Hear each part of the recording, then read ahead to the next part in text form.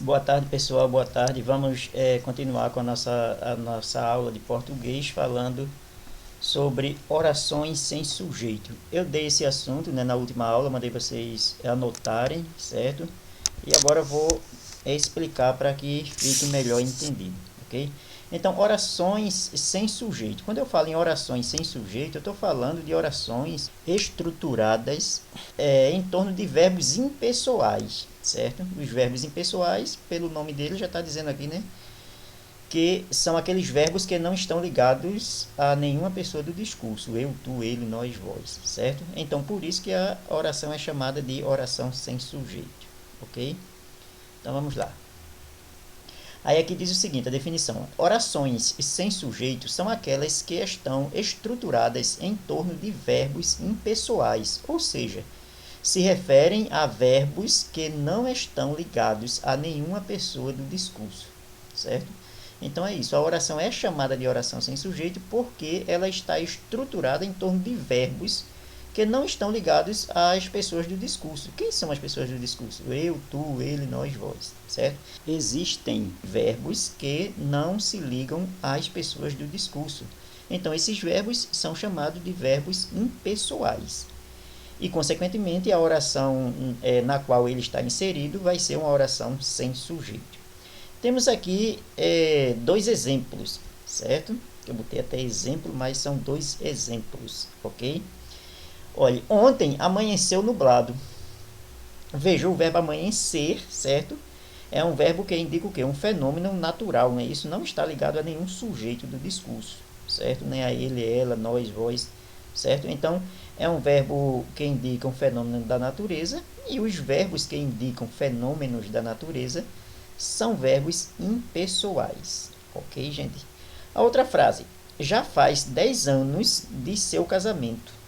Olha, a pessoa está querendo dizer que já faz 10 anos do seu casamento. O verbo fazer aqui, gente, é um verbo impessoal. Agora veja, nesse contexto, né, ele é um verbo impessoal porque ele está se referindo aqui aí a tempo, certo? Se referindo a tempo. Quando o verbo fazer se refere a tempo, ele se torna um verbo impessoal, ok?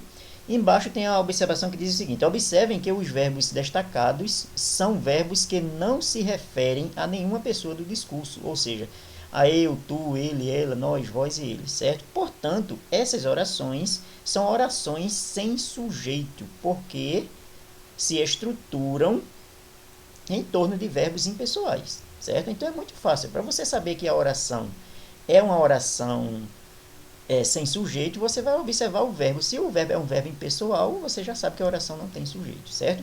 A maioria das orações tem sujeito, claro, mas existem essas orações que não têm sujeito, ok? Aí veja, quais são os verbos impessoais? A gente vai ver aí em sequência, certo?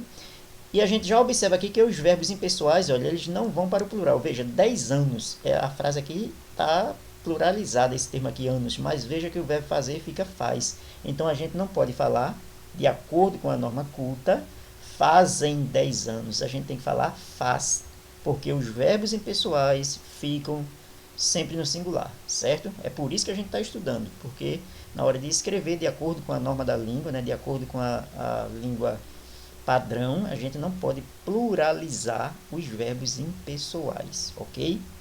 Então, se você diz fazem 10 anos, veja que de acordo com a norma culta, você tem que dizer já faz 10 anos, ok? Na sequência. Verbos impessoais. O que são verbos impessoais? Ele está dizendo aqui, verbos que indicam fenômenos da natureza. Veja, feito o verbo chover, relampear ou relampejar, não é isso? Nevar, trovejar, amanhecer, anoitecer, certo? Então, esses verbos são verbos impessoais. Por quê? Porque indicam fenômenos da natureza, certo? Fenômenos da natureza. Então, se a oração está estruturada em torno de um verbo desse, vai ser um verbo impessoal, certo? Vai ser uma oração sem sujeito, ok? Nós temos aqui outras orações, veja. Ou melhor, outros verbos. Verbos que indicam tempo. feito o verbo ser, o verbo fazer, nós vimos no exemplo anterior, né? Eita, gente, eu botei aqui exemplos sempre no singular, mas aqui o exemplos é no singular. Vou modificar aqui para que fique logo correto, né? Porque eu fiz aqui na pressa e esqueci, certo? Então, vou corrigir logo esse aqui, que está com exemplo, vai ser exemplos, certo? E esse próximo aqui, que também tem exemplo, mas eu estou dando mais de um exemplo, então exemplos. Não é, pessoal? Então, vamos aqui na nossa continuação. Então é isso, exemplos. São 2 horas da madrugada, veja, são 2 horas da madrugada, certo?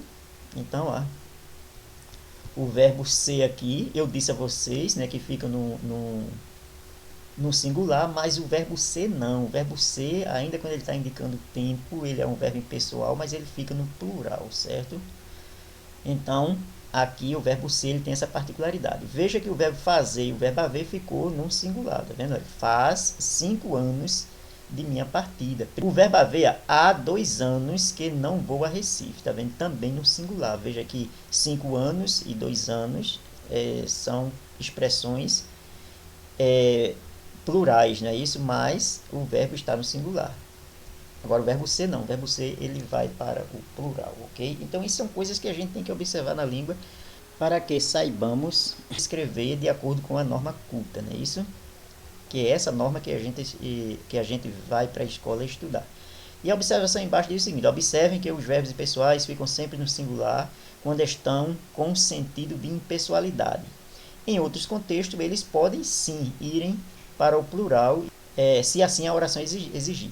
Aí veja que aqui eu também não citei o verbo ser, né? No caso do verbo ser não, o verbo ser ele vai para o plural, mas o verbo fazer e o verbo haver, no sentido aí de tempo, eles vão ficar num singular, viu gente? Vocês têm que escrever eles num singular, certo?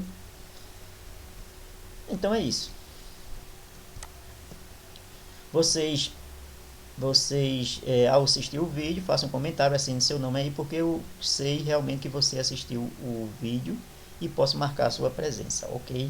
Então, até a próxima. Tchau, tchau.